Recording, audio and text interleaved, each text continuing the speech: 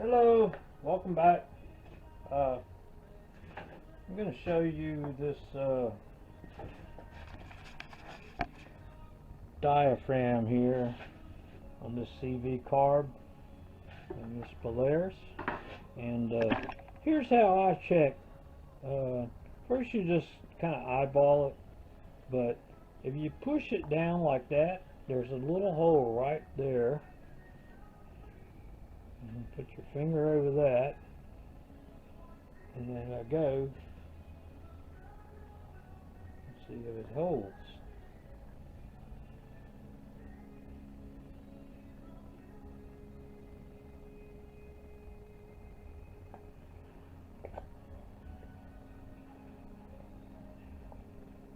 So you see that it's working fine.